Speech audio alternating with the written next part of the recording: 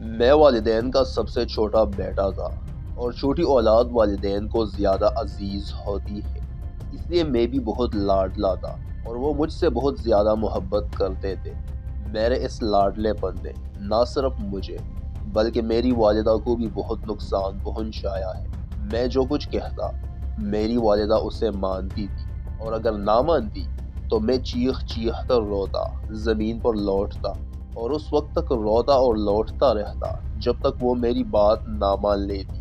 اس طرح میں دن بھر باہر دھوپ میں دوڑتا رہتا اور کوئی مجھے روکنے والا نہ تھا، اور اگر کوئی منع بھی کرتا تو میں کب ماننے والا تھا۔ اکثر دھوپ میں پھرنے سے مجھے اشوب چشم ہو جاتا، خود دن رات بے قرار رہتا اور والدہ کو بھی اپنے ساتھ بے قرار رکھتا۔ وہ دن رات میرا چولہا جلاتی، اور اگر تنگ آ کر خدمتگار کو یہ کام سونپ دیتی تو میں رونا دھونا اور چیخنا چلانا شروع کر دیتا تھا۔ والدہ کہتی کہ میں نے اسے کیسی مشکل میں ڈال دیا ہے۔ میں اسے آرام کرنے ہرگز نہیں دیتا تھا، بلکہ جب وہ آرام کرنا چاہتی تو میں مچل مچل کر اور رو رو کر اس کو بے آرام کرتا۔ ہمارا غلہ بہت ہوتا تھا اور کندو بڑے رہتے تھے۔ جب نئی فصل آ جاتی تو ہم پرانا غلہ فروخت کر دیتے تھے۔ ہمارے گھر کے قریب دو بھائیوں رام اور کیو سنگھ کی دکان تھی، اور میں تمام دن غلہ لے کر ان کی دکان پر جاتا اور تبادلے میں اپنی پسند کی چیزیں لیتا۔ اس وقت دکانوں میں ایسی چیزیں نہیں تھی جیسی آج کل نظر آتی ہے۔ زیادہ سے زیادہ چنے، املوک، اخروٹ اور میٹھی سیویاں ہوتی تھی۔ ظہر کے بعد پکوڑے تلے جاتے تھے۔ والدہ مجھے دن میں 2-3 مرتبہ جولی بھر کر غلہ دیتی، مگر میری اس پر تسلی نہیں ہوتی تھی۔ اکثر ان سے چھپ کر میں غلہ چرا لے کر جاتا تھا اور دیکھتا رہتا کہ میری والدہ کا دھیان ادھر ادھر ہے، تو دوڑ کر غلہ دکان پر لے جاتا اور اس کے عوض کھانے کی چیزیں خریدتا۔ کبھی کبھار جب والدہ مجھے دیکھتی تو آواز دیتی تھی کہ ٹھہر جاؤ، تیری خبر لیتی ہوں، مگر میں بھاگ جاتا۔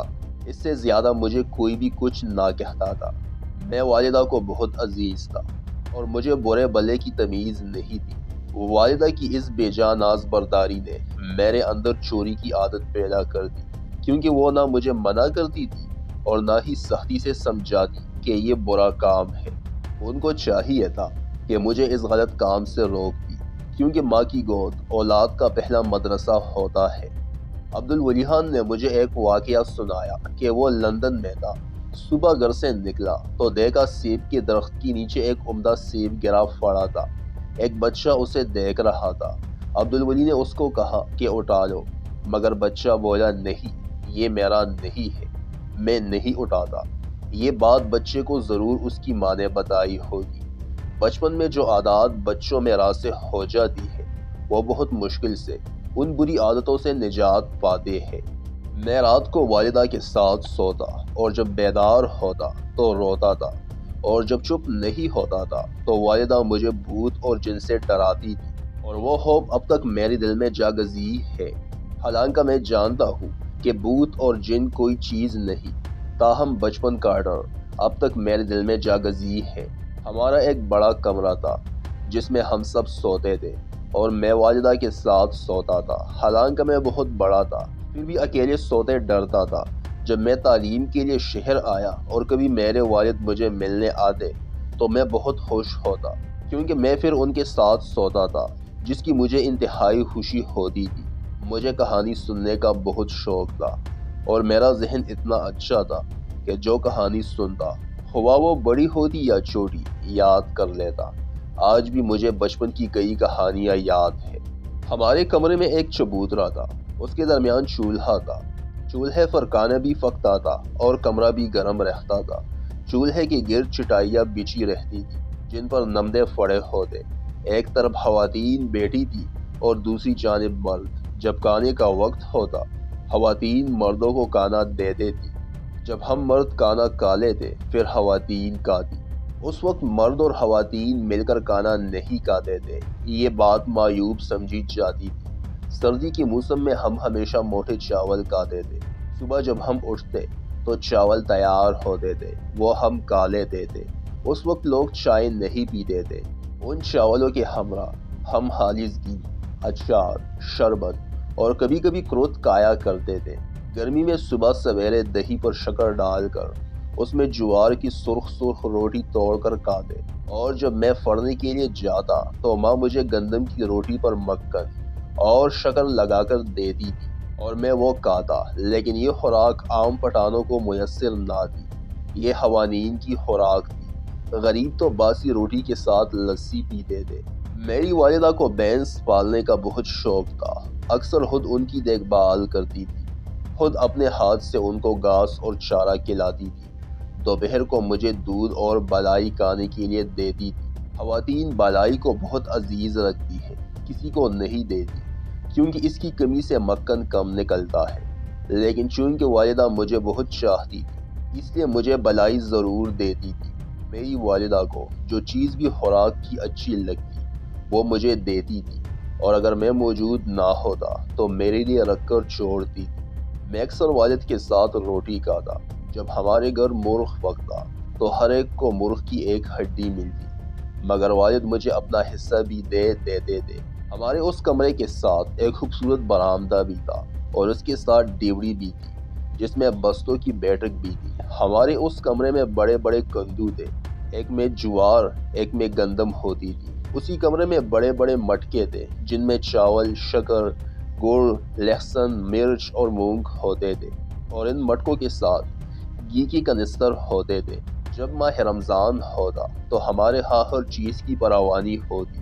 سحری کے وقت ہماری والدہ کھیر پکاتی جو بہت لذیذ ہوتی تھی۔ کیونکہ ہمارے مویشی بہت تھے اس لیے دودھ بھی زیادہ ہوتا تھا۔ کھیر پر جو بالائی ہوتی تھی وہ مجھے بہت پسند تھی، اگرچہ مجھ پر روزے فرض نہ تھے کیونکہ میں کم عمر تھا۔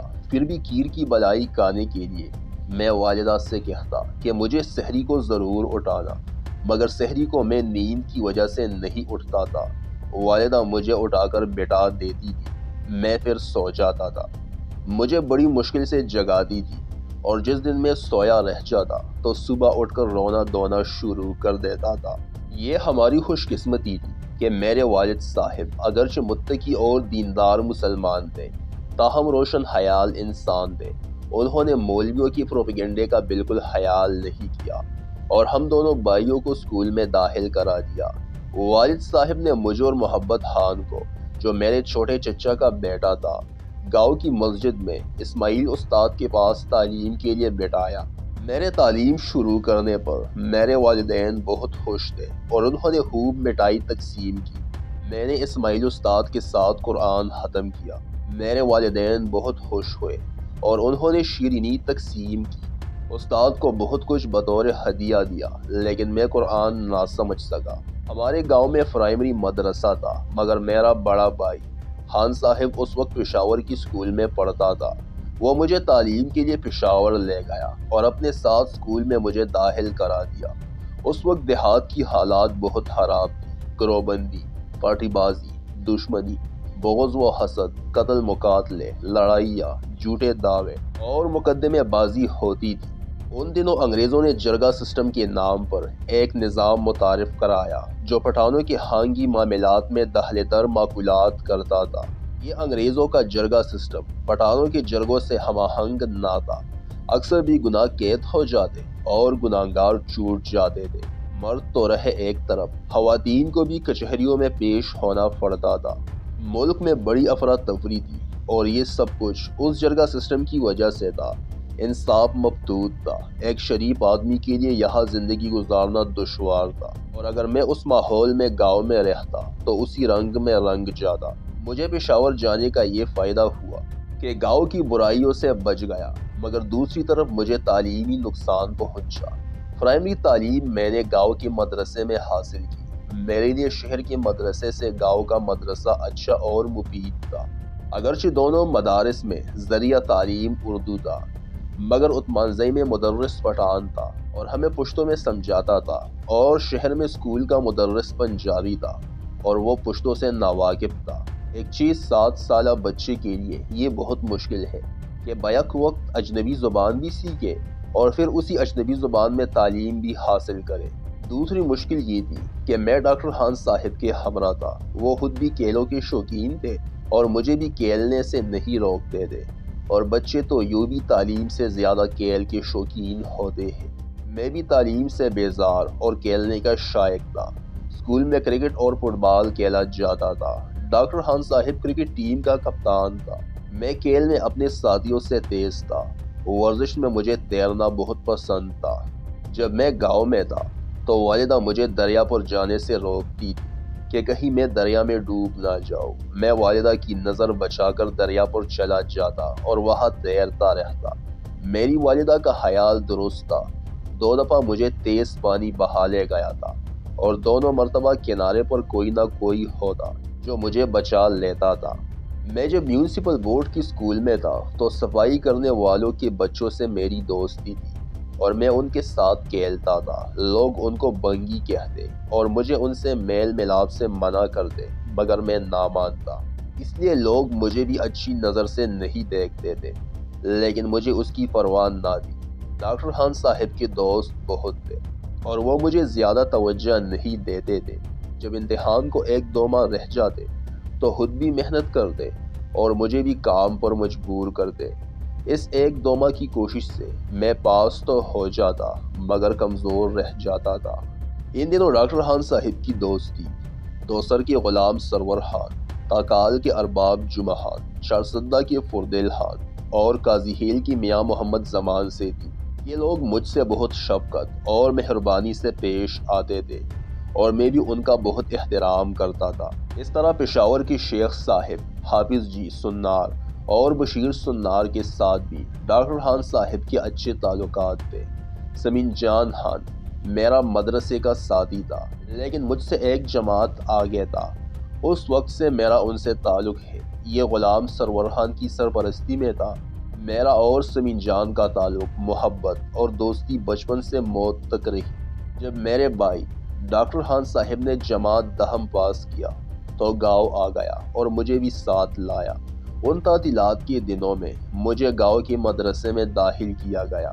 میں صبح مدرسہ جاتا اور عصر کو واپس آتا۔